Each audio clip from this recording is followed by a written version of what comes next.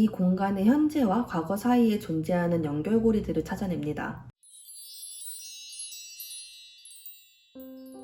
안녕하세요. 에너지 포지셔닝 공간 감독입니다. 드디어 을사년 새해가 밝았는데요. 모두 새해 복 많이 받으시길 바랍니다.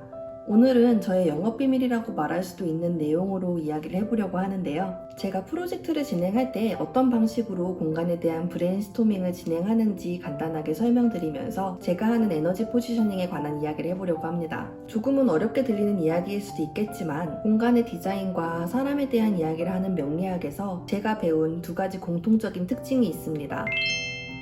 첫 번째는 균형 잡힌 조화로움이 이루어졌을 때 사람에게 안정감을 주고 편안한 아름다움을 느낄 수 있게 해준다는 점이고요. 두 번째는 주변과 비교했을 때 남들과는 다른 특징적인 한두 가지의 요소들이 그 정체성을 드러나게 해서 공간 혹은 그 사람의 상징적인 특징을 만들어내준다는 점입니다. 이 두 가지 특징을 잘 사용해서 공간을 설계할 때 명리학의 에너지를 잘 조합해서 감독해준다면 그 활용 용도에 잘 맞는 특징을 가진 공간을 만들 수 있다는 것이 저의 이론입니다. 물론 이는 기본적으로 선한 마음이 전제되어 있어야 합니다. 누군가를 이용하려는 것이 아닌 혹은 공간을 단순히 개인의 목적을 충족시키기 위한 도구로서가 아닌 사람과 공간 또 에너지를 대하는 진심이 담긴 마음으로 작업할 때 추후에 발생하는 에너지의 파생 또한 원활하게 작용한다는 것을 느꼈습니다. 명리학에서는 사람이 태어난 연, 월, 일시로 그 뼈대를 만들고 그 안에서 대운과 세운이 돌아가는 구조로 이루어집니다. 그렇게 그 사람의 성향과 재능, 지난 과거의 흐름과 앞으로 다가올 운의 결을 읽어낼 수 있죠.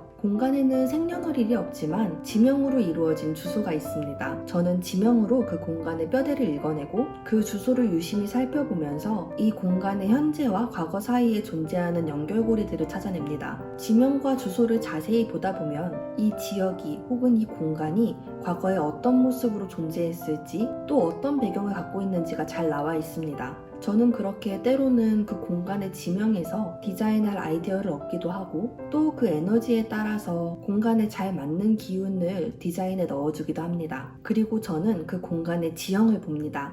이전에도 몇 번 말씀드린 적이 있지만 현대에 와서 도시개발의 목적으로 혹은 아파트와 다양한 건축물들이 지어지면서 원래 땅이 가지고 있던 모양과 성격이 예전과 비교해 많이 달라지는 경우들이 많습니다. 하지만 그럼에도 불구하고 저는 이 공간이 본래에 가지고 있던 모습을 알아보고 살피는 게 중요하다고 생각합니다. 그 과정을 통해 이 공간이 어떤 에너지의 레이어를 담고 있는지 알 수 있기 때문이죠. 가령 예전에 강이 흐르던 자리가 지금은 메워져 평지가 된 경우도 있을 수 있고요. 높은 산이 있던 지형을 깎아서 만들어진 땅이 있을 수 있습니다. 예전에 갖고 있던 지형과 땅의 특성이 지금 현재까지도 무조건적으로 엄청난 영향을 끼친다는 뜻은 아닙니다.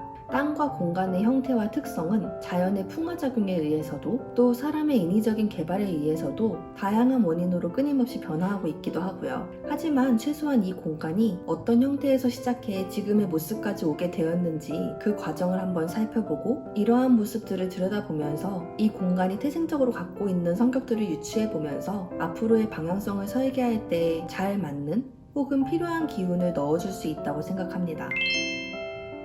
우리가 사주 상담을 받을 때 처음으로 듣는 이야기는 우리 스스로가 어떤 사람인지에 대한 이야기입니다. 내가 어떤 기질을 갖고 태어났고 이 기질은 특정 상황을 만났을 때 어떻게 반응하며 그러한 흐름이 어떤 결과를 만들어내는지에 대한 이야기를 들으면서 내 자신에 대해 파악하는 것으로 사주 상담을 시작하죠. 나에 대해 먼저 잘 알아야 앞으로 다가오는 운의 흐름에서 어떤 방향성으로 움직이게 될지 예측할 수 있고 때로는 더 좋은 결과를 위해서 내가 해오던 방향성에서 조금은 다른 행동을 해보기를 권유받기도 합니다. 아마 많은 분들이 MBTI를 통해서 나를 알고 상대방을 파악하면서 다양한 도움과 위로를 받는 것도 여기에 이유가 있지 않을까 합니다. 저는 공간을 다루는 사람으로서 또 공간과 사람의 관계와 상호작용을 감독하는 사람으로서 공간을 단순하게 디자인하기 이전에 공간과 사람에 대한 파악을 하는 것도 아주 중요한 작업이라고 생각합니다. 그런 과정을 통해 더 심도 깊은 이야기와 만족스러운 결과물을 이끌어낼 수 있다고도 믿고 있습니다.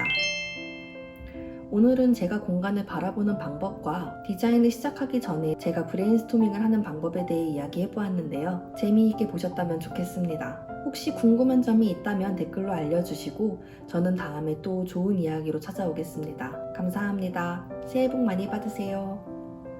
새해 복 많이 받으세요 해 춘자야. 새해 복 많이 받.